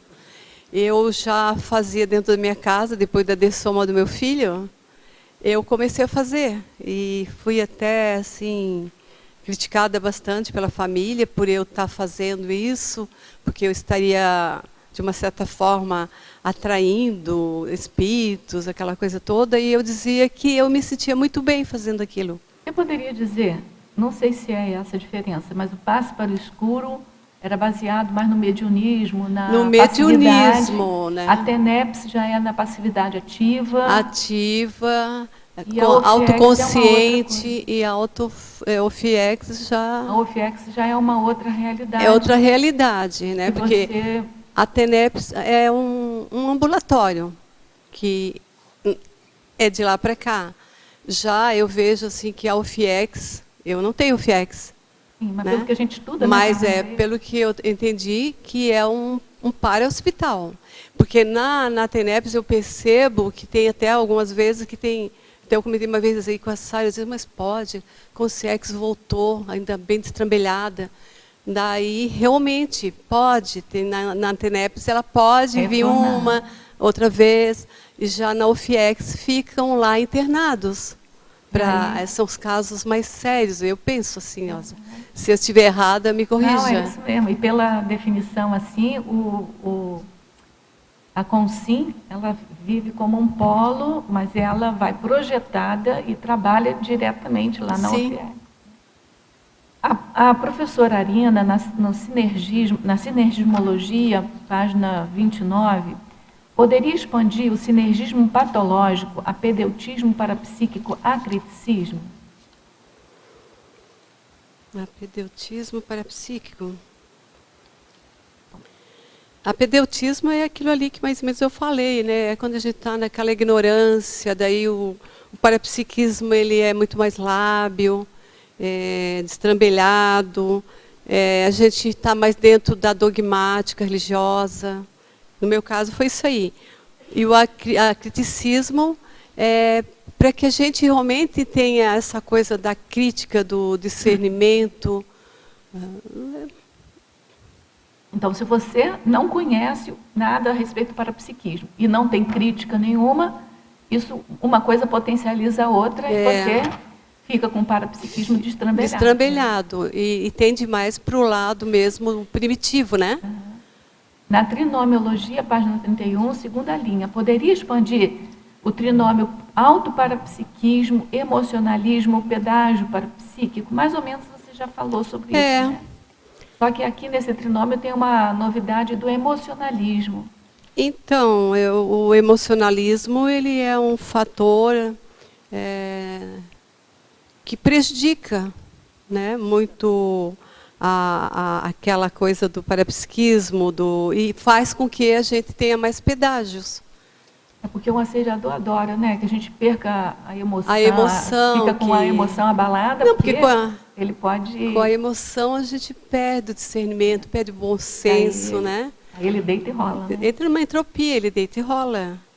A verbetógrafa, na parafatologia, página 29, final da 10ª linha, poderia relatar a lembrança de retrovidas marcantes através do dejaísmo? São experiências que todos nós estamos suscetíveis de vivenciar. E no meu caso é aquela coisa assim de tu ver determinado local, determinada pessoa, e tu vai checando, às vezes até se repete, e tu vai tendo aquela identificação que tu já viveu próximo àquela criatura ou naquele local. Então isso ocorria assim, mais ali quando eu iniciei ali na juventude, ocorria assim de eu chegar nos locais e eu dizer, eu já conheço esse lugar. Ou ver determinadas pessoas, tu ter aquela empatia muito rápido de sentir. Então, é muito normal isso aí, né? Na parafatologia, página 29, 8ª linha, de baixo para cima, gostaria que relatasse a soltura e a maturidade energossomática cosmoética. Parafatologia? Na 8ª linha, de baixo para cima. Olha, eu considero assim, o energossoma um veículo de manifestação tão importante quanto os demais veículos, né? Então, essa soltura aí, a gente trabalhando bastante as energias, a gente tendo o autocompromisso com a assistencialidade, com a interassistência, isso aí vai corroborando, vai fazendo com que a gente prime pela cosmoética a fazer, em todo momento que a gente está fazendo uso do nosso energossoma. E vai amadurecendo. E vai amadurecendo, porque com a cosmoética, com maturidade, tu consegue para perceber que naquele exato momento é aquele veículo que está mais se manifestando. A verbetógrafa, na pensenologia, página 28, segunda linha. Poderia ampliar o combate aos... Esse que você já respondeu. O combate aos pensênios improdutivos coibidores da reeducação do parapsiquismo? Eu acho que você não respondeu. O combate é a partir da disciplina, imprimir uma direção cosmoética, sadia. Você tem alguma técnica para corrigir seus pensênios improdutivos? Mudança de bloco, tu realmente assim, ter um foco, né, na questão de mudança íntima, de compromisso realmente cosmoético, é por aí. A verbetógrafa, na parafatologia, página 29, quarta linha de baixo para cima. Poderia expandir a questão do extrapolacionismo parapsíquico? Responder só?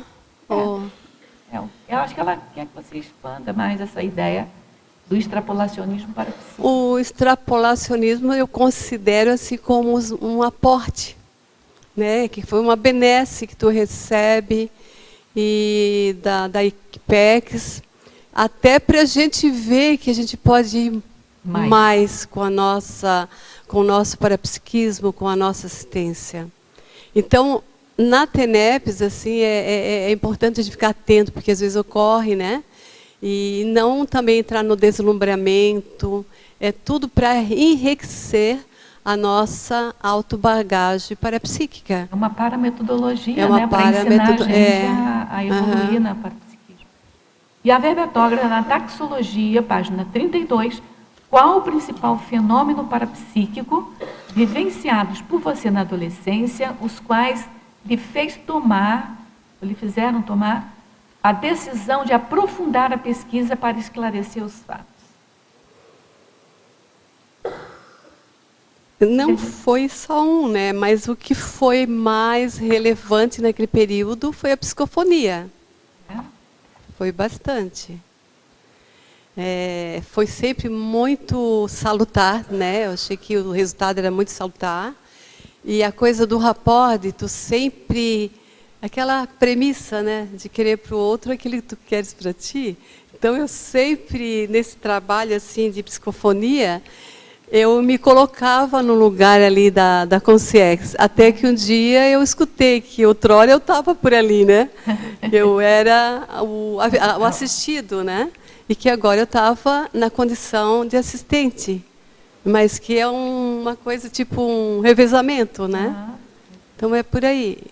Agora a gente já devolve a Arina para vocês aí, ó. Pode fazer essa pergunta. Ele está na frente, ele pode estar, tá? Então... Depois a Tânia, depois você. Deixa ele fazer primeiro. Parabéns, Arina. Vamos em frente. Obrigada. É fora de série ter gente bem parapsíquica esclarecendo sobre esses temas aí. Foi falado, então, só para fazer uma mini divulgação, quarta-feira ela apresenta de volta o tema requinte da ectoplasmia. E aí eu queria te fazer a pergunta sobre esse livro aí que você está na mão. E aí sobre outros livros depois eu pergunto o que você colocou. Mas esse aí que você trouxe aí, o que... Arina. É porque... tu viste? É porque tem ali na seção, acho que é na parafatologia, as sincronicidades. E tu sabes que as sincronicidades não existe acaso, né? Sim. É até meio difícil assim dizer, né? Tudo teria que acontecer, tudo né? Sincrônico. É tudo sincrônico. Tudo interligado. Então... Mas você quer é uma coincidência significativa, né? Que tem um significado. Mostra o livro para a gente. Este livro, porque Fala um pouquinho do livro. O meu nome é Arina. E ninguém nunca conseguia dizer o meu nome direito, né? Eles colocavam Karina, Marina, Osmarina, até chacota fazia com margarina, com Catarina, etc. E eu peguei E sempre pensava assim, pô, por que o pai colocou esse nome em mim, assim, aquela coisa, né? Mas nunca cobrei deles. Aí um dia eu tinha ido os 150 anos do Livro dos Espíritos em Brasília, e quando eu retornei, eu vim de lá muito bem, e eu encomendei 3 livros por telefone. E um era Amor Imbatível Amor, o outro é Educação para de Soma, né? Até do Herculano Pires. E daí, no dia que eu fui buscar os livros, havia uma homenagem a Allan Kardec lá na Assembleia Legislativa. Aí o centro que eu estava na época atuando lá, eles pediram para eu representá-los. E eu passei na livraria e peguei os livros. Cheguei lá só, meu nome é Arina, eu reservei 3 livros e queria pagar e levá-los. Aí ela disse, tudo bem, está aqui. Ela me entregou, eu não abri, levei, paguei. Quando cheguei lá na hora da homenagem a Allan Kardec, que eu também sempre tive um devido admiração e respeito, sabe? Até o meu contato com o Zéfiro foi lá na época da família Baldão, assim que eu comecei a estudar em 1986 a vida e obra de Kardec, e ali o Zéfiro me chamou a atenção na hora do REPS, porque como eu tinha esse fenômeno com os REPS, e ele provocou um REPS ali, né, o Zéfiro para o Kardec, foi quando ele até se despediu de Kardec, dizendo que iria ressomar. Então, voltando aqui, na hora que estava fazendo homenagem, eu peguei, abri a bolsa e tirei. Mas antes de eu pegar os livros, eu desci do ônibus e estava me dirigindo lá para a livraria e veio uma revoada assim, de pombas. E eu vi que era assim, alguma coisa para me chamar a atenção. E eu disse assim, puxa, será que ninguém vai escrever uma novela, alguma coisa, e colocar o nome de uma personagem? Arina. Você pensou Arina. isso? Daí, e passei. Você pensou isso, Arina? Sério, eu tenho tudo escrito, Rosa. Tudo escrito. Daí eu peguei, né, aqueles pombos, assim, porque tem muito, né? A gente passa ali na praça pública, mas aquele dia foi muito intenso. Aí entrei, fui lá para a Assembleia e tinha pensado nisso. Tu não acreditas o que eu fiz? Eu entrei lá no site lá da Globo, eu conheço lá um ator, que hoje é diretor, e tentei entrar em contato com ele para pedir para ele escrever alguma coisa e colocar. Porque eu tinha tido contato. Meu filho dessomou uma vez, né, ele teve aqui lá no Sul, e eu tenho foto com ele no início da carreira dele. Então, eu tive até assim, umas 2 vezes oportunidade de estar com ele, né? Daí eu peguei, quando cheguei lá, eu disse, vou tirar um livro, vou dar uma olhada. Quando eu tirei, que eu peguei esse livro, eu disse, materializar um livro, eu pedi. Aí eu quero materializar um livro, não é possível. E com tons que eu gosto muito, como eu trabalhei com arte, né? Uhum. Eu peguei e disse assim, puxa, são aqueles tons terrosos, assim, que eu sempre gostei, né? Quando fazia painel, essa coisa, eu também cortei com a arte, né?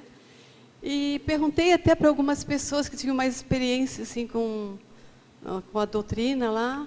Eles disseram assim, até pode, mas, vamos dizer assim, tem que ter muito ectoplasma, tem não sei o quê.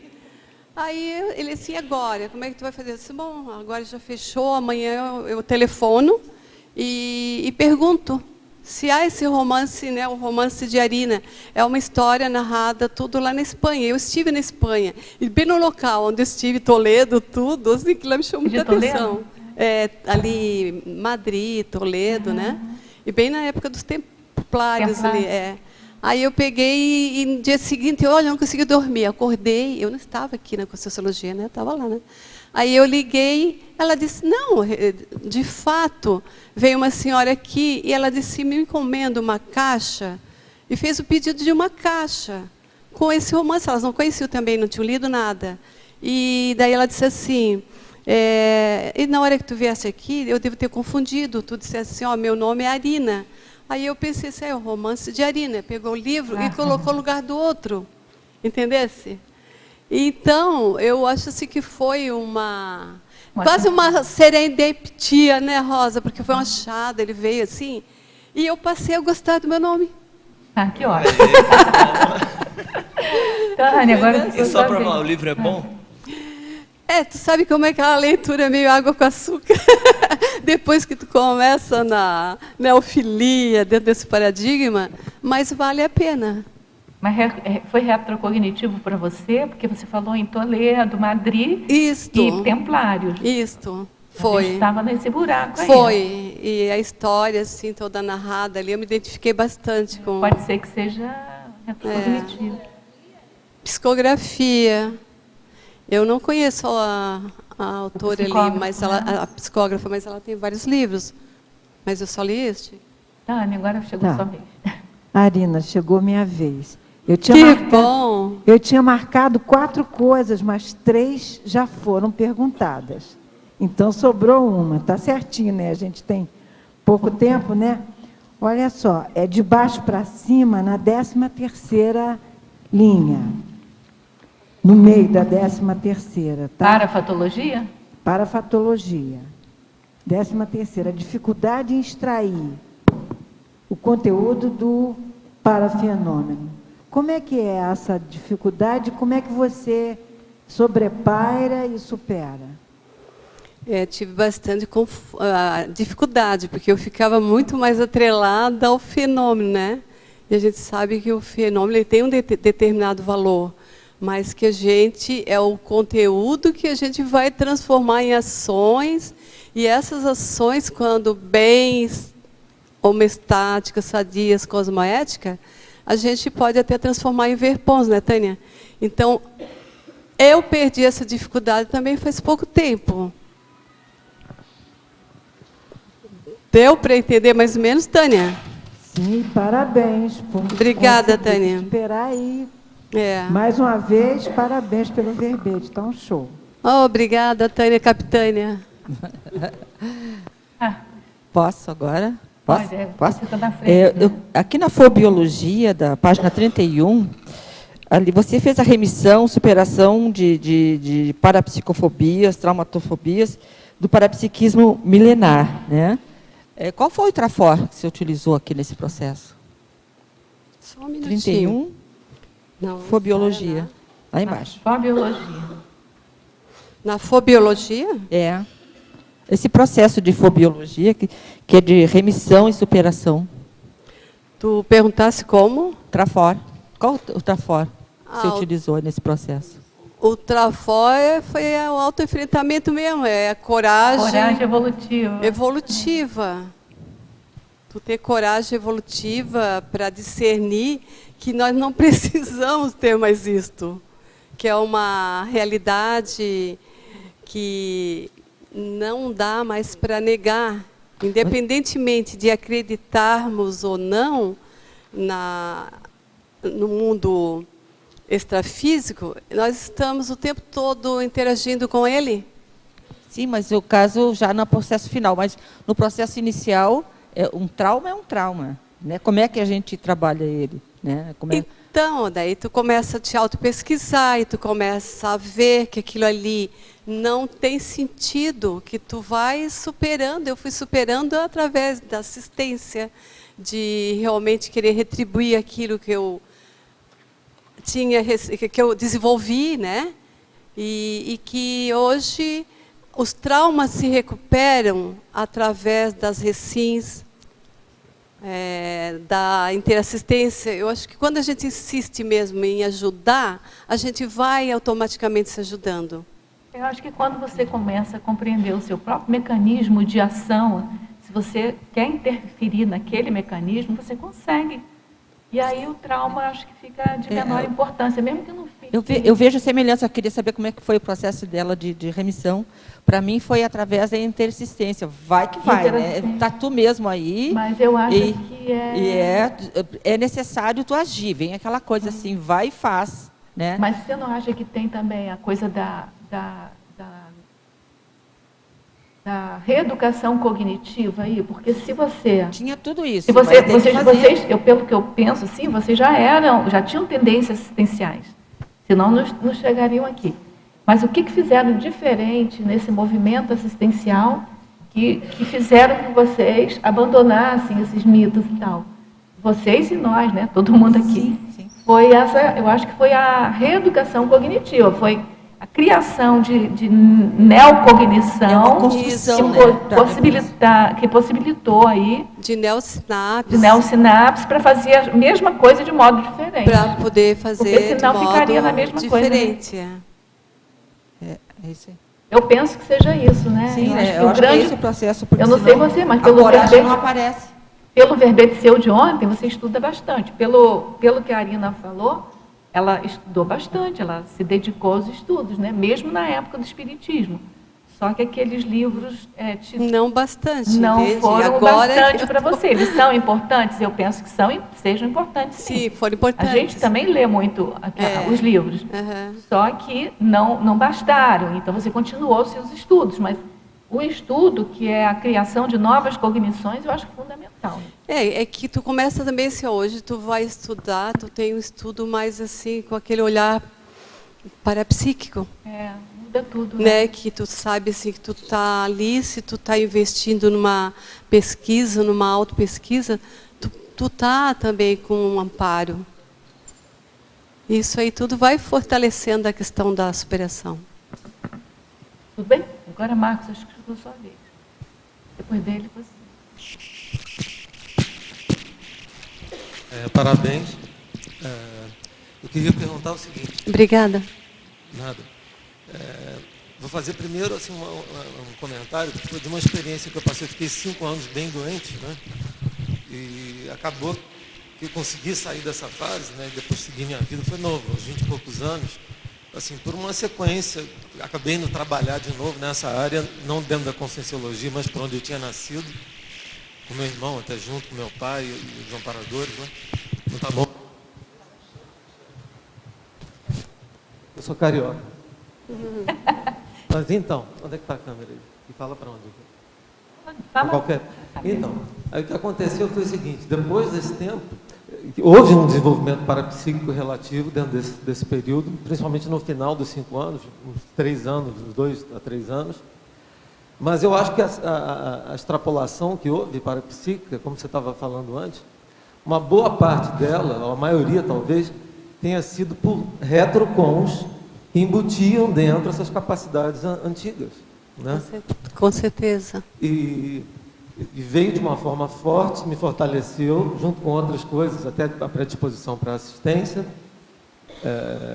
independente da forma, ou se era pela Conscienciologia ou não, me levou a conseguir superar uma grande parte e poder voltar à vida, etc.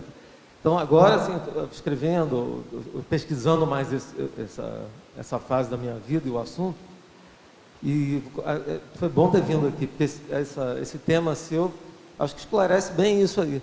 Que às vezes essa coisa da consciencialidade, da recuperação da consciencialidade, mesmo que a pessoa não se lembre muito de fatos, né, aquela memória, como é que chama? Memória pictográfica, né?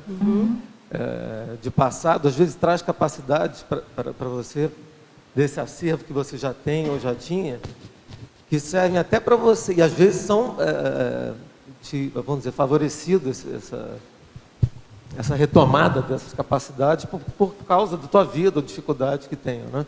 Mas depois, realmente, que você teve, aquilo te fortaleceu, aí o que prevalece é a nova visão mesmo. Então, certas capacidades, até parece que depois daquela utilidade na melhoria, né? Naquele upgrade que você fez com a extrapolação, elas até somem. Mas hoje em dia, a gente até conversei isso outro dia, em questionamento aqui com a Rosa, foi num outro verbete sobre parapsiquismo também.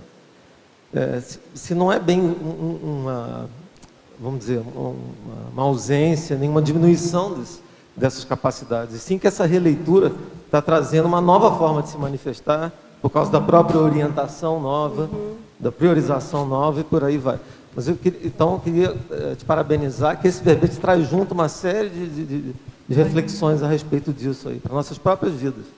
Tá bom, obrigada. É uma ressignificação, né, que foi colocado ali na definição, né, Rosa? Ressignificação, tu dá um outro significado. Antes até houve a utilização. Engraçado que essa recuperação permitiu, no primeiro momento, superar aquele momento de vida. Mas depois aquilo ficou superado, aquela forma antiga de isso, a gente tem que aproveitar tudo da vida da gente para melhor, né? Arina, Parabéns pelo verbete, Obrigada. muitas explicações até para nossas dúvidas mais íntimas, não é? Eu queria te perguntar uma coisa. Você disse que trabalhou 23 anos no Espiritismo e depois saiu. Como é que você deixou essas pessoas aí? Alguém te questionou por que você saiu? Alguém te seguiu no seu questionamento, na sua nova crítica a respeito de fazer autopesquisas? Como que foi? Nesses 23 anos, eu trabalhei em 3 casas. Porque eu mudei de cidade, né? Então, quando eu fiquei em Florianópolis, numa casa lá que eu fiquei mais tempo, eu tinha até uma... Quando eles te dão, assim, te delegam, aquela coisa assim, não é bem uma autoridade, mas assim que tu poderia tomar iniciativas. Daí eu comecei a aplicar voltaico na hora da cabine do passe, porque eu trabalhei também muitos anos em cabine de passe, de paracirurgia. E daí não foi fácil. Se eu disser que foi fácil, não. Eu senti eu fiquei com muitas rebarbas, assim, porque ocorreram muitas críticas em relação a eu estar vindo para a Conscienciologia, né? Até mesmo a pessoa disse que eu estava aderindo ideias esdrúxulas e que aqui era como se, assim, era mega assediador que comandava toda a nave aqui. E claro que eu me baseei, era por mim, não pelo que as outras pessoas falaram, né?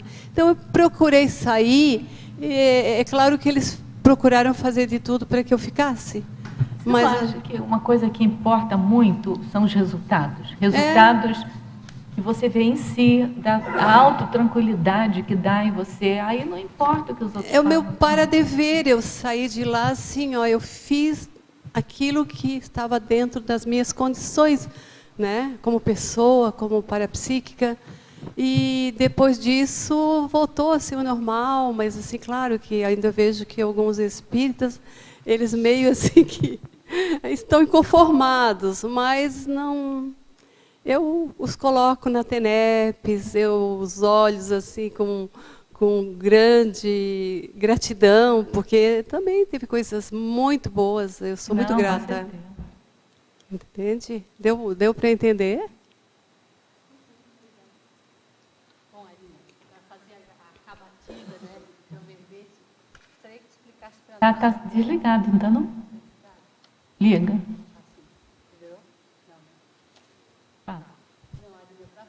Acabativa do teu verbete, gostaria que tu explicasse para nós assim a frase enfática.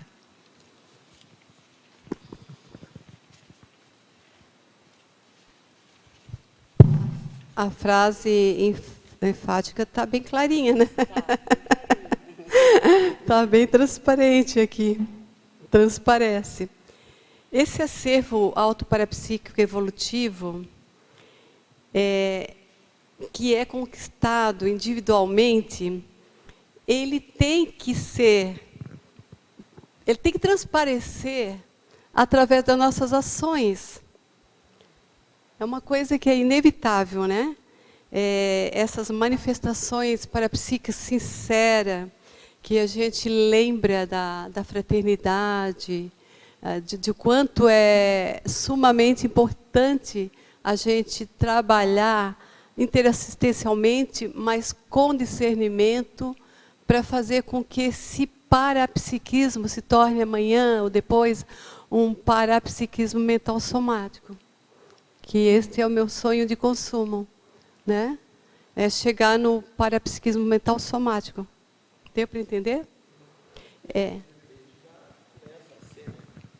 Sim, sim. Fala no microfone, vai lá. Eu estou dando os primeiros passos. No processo da escrita, escrevendo verbete, dando esse exemplo aí que você está dando, já começa a adentrar de maneira bem séria no parapsiquismo mental somático, né? Sim. Eu vejo que foi falado um negócio bem no início, que a Rosa trouxe, a questão do verbete, da enciclopédia. Eu acho uma coisa bem séria que a gente entra, né? Eu escrevi somente um evento conscienciológico.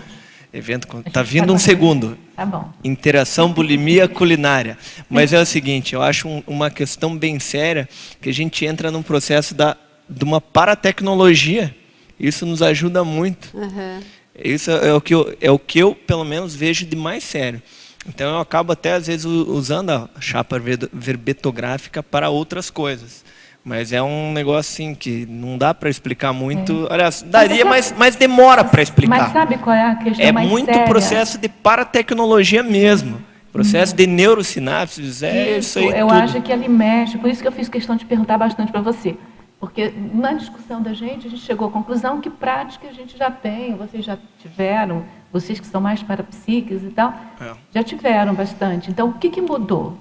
É a cognição, a autocognição. E aí a verbetografia, eu acho que já foi pensada especificamente para mexer com os raciocínios da gente, entendeu? Quais são os raciocínios? Semelhanças, diferenças, antagonismos, potencializações através do sinergismo, são todas aquelas... E é o parapsiquismo mais prático de hoje. É o que a gente pode fazer de melhor com o parapsiquismo. Tudo isso vai mexer com a relação da gente com a manifestação parapsíquica que a gente tem. Então, quando você fala em criticidade do parapsiquismo, tem que ter essa nova forma de pensar. Orto-exemplos, né? Entendeu? E aí eu acho que a verbetografia ajuda nesse sentido, sabe? De mexer com as suas cognições, mexer com a sua forma de raciocinar para poder enfrentar toda essa renovação aí. Eu concordo com você. E aí, se você parar por esse ponto de vista, porque mexe com a nossa paragenética, o nosso mental soma, você pode considerar uma paratecnologia. Né? Mas é futuro também. Futuro então, também. Assim, é paragenética, mas é a... Você mexe com a paragenética, mexe com o mental soma, é futuro, né? É o infinito futuro que a gente está falando. É o futuro agora. Tudo bem, gente, a gente acabou passando assim do tempo, mas foi inevitável, né? Eu espero que eu consiga dar os orto-exemplos com o meu parapsiquismo sempre, né? Já conseguiu, né? Mas vai conseguir ainda mais. É o que a gente mais almeja, né? Então, Arina, a gente parabeniza você pela sua coragem evolutiva de vir aqui defender, colocar suas entranhas aqui para fora para ajudar todos nós aqui. A gente aguarda o verbete, né? Os próximos, porque esse que você vai defender agora já está praticamente defendido. Então, os próximos, tá certo? A gente agradece a presença de todos vocês, do debate, que foi bastante rico, das energias. A gente agradece a todos os teletertulianos também pela participação.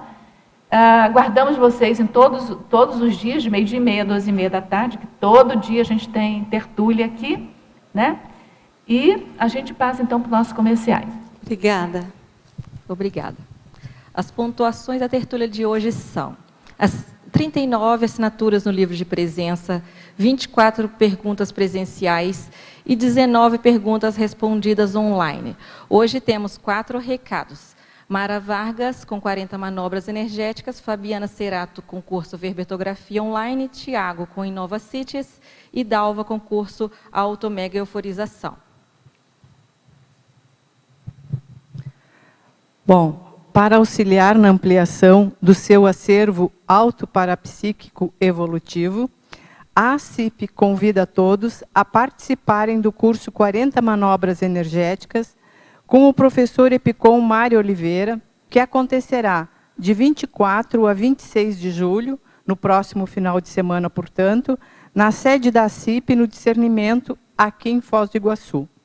O 40 Manobras é um curso prático, sem pré-requisitos, de manobras energéticas que possibilita ao aluno utilizar as energias de forma consciente e perceber as trocas energéticas que vivencia no dia a dia. Com isso, desdramatizando o processo energético e a utilização das energias para a interassistência. São 3 dias de intenso trabalho com as bioenergias. Informações pelo telefone 45-2102-1421 após as 15 horas e também pelo e-mail acip@acip.com. Esperamos vocês. Obrigada. Boa tarde a todos. Dando sequência no que foi falado agora na tertúlia, agora há pouco, a valorização do programa Verbetografia. É bastante importante que todos participem e tenham essa grande oportunidade. Então, em função disso, nós estamos aqui chamando a atenção de todos para agora, em poucos dias, no segundo semestre, dia 6 de agosto De 6 de agosto a 29 de outubro deste ano, nós vamos ter o início do programa Verbetografia online, ou seja, em qualquer lugar do planeta. As aulas online e tira dúvidas vão acontecer às quintas-feiras, das 7h30 às 9h30 ou às 21h30, ou seja, 19h30 às 21h30. Para maiores informações, vocês podem entrar em contato com a recepção aqui, liguem para nós e a gente explica com maior detalhamento. É 3525-2652. Também irá acontecer um programa Verbetografia semipresencial para quem mora aqui em Foz, iniciando dia 18 de agosto. Obrigada, aguardamos a todos. Boa tarde, quero convidar todos, os teletertulianos e tertulianos, a participar do que a gente vai ter um evento chamado Innova Cities, Latinoamérica. É no final do ano, então 10 a 13 de novembro. Esse evento, ele é um evento inovador que ele contempla eu vou dizer assim, ele contempla várias empresas de inovação, vários empreendedores vão estar presentes, tá? E ele está sendo epicentrado pelo Luckman. E o que ocorre? Esse evento aqui, ele traz muitas inovações e bastante coisa de empreendedorismo. Então, algo essencial para Foz do Iguaçu, algo essencial para, vamos dizer assim, para a América Latina, mas principalmente para a nossa cidade e também para a CCCI. Vai estar presente o CAEC, vai estar presente o IPC, vai estar presente o Colégio de Liderologia e algumas outras empresas nossas. Agora, algo interessante desse evento, ele já ocorre em Vitória e há mais de 100 mil pessoas participam.